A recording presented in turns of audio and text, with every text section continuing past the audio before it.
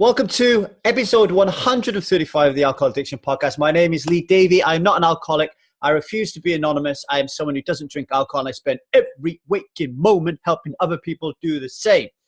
This week and last week, we've been focusing, say this week's only Monday. Last week, we were focusing on resistance, building up to the big webinar that we had this weekend. I'm going to be showing it one more time this Saturday at 6 o'clock. So that'll be Saturday the 30th of June at 6 o'clock British summertime. If you want to figure out what time zone that is in your area, hey, we have Google. Google it and you'll figure out what time zone to watch that in. One more time to watch the resistance episode. This won't be the last of our webinars. We're going to be doing more and more as we go on each week or each month to give you more value. But yeah, this is the last couple of podcasts that I'm going to be talking about resistance, okay? And today I'm going to talk a little bit about what it means to be a striver. But before I do that, I want to welcome Serena, Lloyd, Teresa, Laura, Gemma, Amy, and Jim to the Strive Community Forum, okay? So does that mean that those aforementioned superstars are now strivers, all right? Does it mean they're strivers? What is the difference between popping up on Strive and being a striver? Well, I'm going to talk about that a little bit. But before I do that, let me make it very clear about what my purpose is on this planet if you're not already aware, okay? I want to spend every waking moment helping other people become people who do not drink alcohol. That means I want to do that until the day that I die. Now, my goal is to reach many, many millions of people. Why?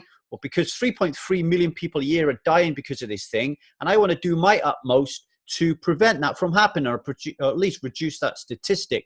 And I think that the goal here, the real crux of the matter is that in my lifetime, I am never going to beat the system, right? I'm never going to beat the system in my lifetime. It's impossible.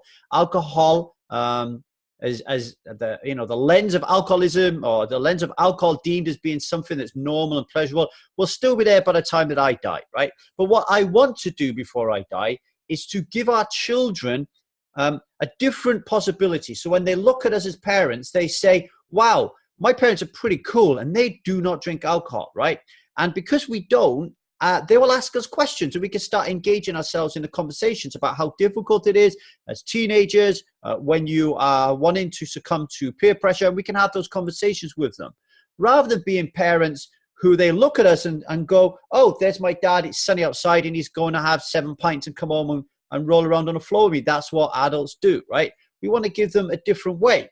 So I am like that. So when my children, now I've got two children, I've got a boy and I've got a 17-year-old boy and I've got a 21-month-old daughter. The 17-year-old boy right now is really, really questioning and challenging his decision to drink alcohol. He doesn't drink a lot, and largely that is because of my influence. And this is not to say that I've pushed that upon him. It's just to say that he has been very inspired by what I'm doing, and he's more aware of alcohol and the dangers of it. So he's made that choice, but he's still fighting about the old peer pressure thing, right? And about fitting into society and all that kind of stuff. But I'm able to help him with it. My 21-month-old, hopefully by the time she grows up, she'll look at her parents and they, I don't drink. My wife hardly ever drinks. So my daughter Zia is going to be thinking, why do I need a drink if my parents don't need a drink and they're pretty cool, right? So I want the same thing to happen to millions of other people. So the way that I'm doing that at the moment is through this Alcohol Addiction Podcast, getting the word out there, creating the Strive movement, okay, and the Truth About Alcohol life-changing experience. Now, what I aim to do is by keeping a very solid, consistent philosophy that alcoholism is an invisible, violent, and dominant belief system. Why? Well, that means that people who are not interested in that view or not interested in that philosophy, we can help them find other places where they can hang out and, improve themselves and maybe stop drinking alcohol or reduce their intake.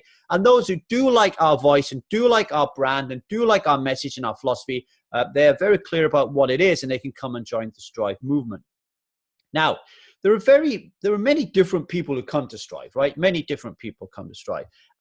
But here's the main group of people who come to Strive. The main group of people who come to Strive is people who have heard about us from the Alcohol Addiction Podcast or on a blog post or somebody else has mentioned it on Reddit or whatever. They come to Strive They post and say, hi, my name is Lee. I hate alcohol. It's fucking killing the planet. I'm really miserable, fucked up. I'm a waste of space. I'm no good parent. I've got no friends and I hate the world, right? And then the Strive family, the Strive movement, the Strivers, they'll reach out and say, welcome here. You know, if we can help you, we're here for you, like, you know, and they'll show empathy and they'll show space and compassion, right? And then that person will disappear. They will not come back. That is the number one person we see on Strive.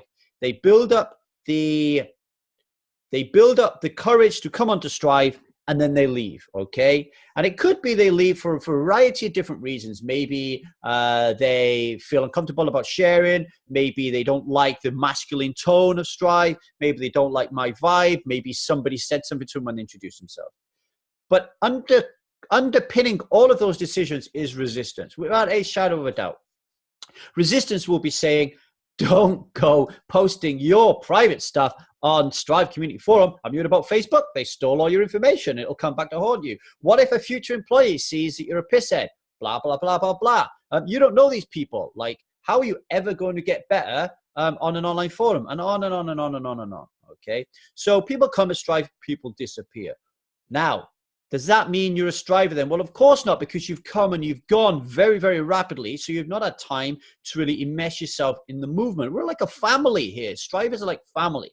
Now, when you do disappear, somebody is likely to contact you and say, hey, Lee, where did you go? You came on with, all the best will in the world, and then you've disappeared. Now, that person who's contacting you, that person is a striver. A striver is someone who's come to Strive and has really put the time and effort in to become a member of the furniture, become a member of the family, to become a member of the movement, okay? What I mean by put the time in, they check in regularly. But more important than checking in regularly and telling their story and being an inspiration, they help other people. So they serve, they go to help and guidance, they go to triggers, and whenever people are posting, they're there to help people. That is the main role of a striver. As some of you might know, when you go through the life-changing experience that we have at The Truth About Alcohol, 80 plus videos, you have the opportunity to become a Truth About Alcohol moderator. Just because you're a Truth About Alcohol moderator doesn't mean, sorry, let me put it this way. All Truth About Alcohol moderators are strivers, okay? Without a shadow of a doubt. But that doesn't mean that you need to be a Truth About Alcohol moderator to be a striver. Many people do a lot of wonderful work within the community who are strivers, who choose not to become a moderator and not to spend their times learning and upskilling themselves in order to run training courses and help out at a greater level in the movement. And that is fine. That is like perfectly acceptable. Of course, we all have families, we all have jobs, we all have stuff we have to do, and it's not for everybody, okay? So you don't have to be a Truth About Alcohol moderator to be a striver. But what you do have to be a striver is you have to be a consistent member who's putting in the effort helping other people, okay? Now, there are also strivers who no longer are active in the Strive Community Forum, okay? These are people who have put in a lot of time and effort helping others, but for one reason or another have decided that now is not the time to continue doing that, or they are busy in other areas in their life and working on Strive has not become a priority for them. For me, there will always be strivers, okay? People like Diane, people like Lee Monks, people like Emily, people like Striverman, old Arthur, right? People like Angus, who has not been on Strive for many years. Michelle, Eileen, to me, these people are the heart of our community. They're the people who created it. And for me, they will always be strivers. Whether they drink or not is irrelevant. They're a striver to me, okay? So that is what a striver is. And I wanted to talk about that because I thought it was really important. I don't have the perfect set of words to describe what a striver is, right? But until then, I think Steve Jobs pretty much nailed it, okay? So this is what Steve Jobs said a while back. Very, very famous quote here. Here's to the crazy ones, Steve Jobs said. The misfits, the rebels, the troublemakers, the round pegs in square holes, the ones who see things differently. They're not fond of rules and they have no respect for the status quo. You can quote them, disagree with them, glorify or vilify them. About the only thing you cannot do is ignore them. because they change things, man. They push the human race forward. And while some may see them as crazy ones, we see them as genius, because the people who are crazy enough to think they can change the world are the ones that do. Okay, we are crazy enough here at this Truth About Alcohol to believe that we can make a difference in the world, to believe that we can change the world. Okay, Steve Jobs nailed it. I don't think I can come up with a better way of saying what a striver is. I think I might just steal Steve Jobs' quote there. Okay, so here's the thing that you need to do now: beat the resistance. Become a striver. Become one of the crazy ones. Okay, and help change the world. Now, Saturday, 6 p.m., British summertime, I'll be delivering an exclusive webinar on resistance. It may well be the last time that I ever show this webinar. It's 90 minutes long. You cannot pause it, so you have to carve out 90 minutes to sit and watch it. But the feedback has been fantastic, okay? I'm going to show you what resistance is, how it manifests itself in your life, and how to beat it.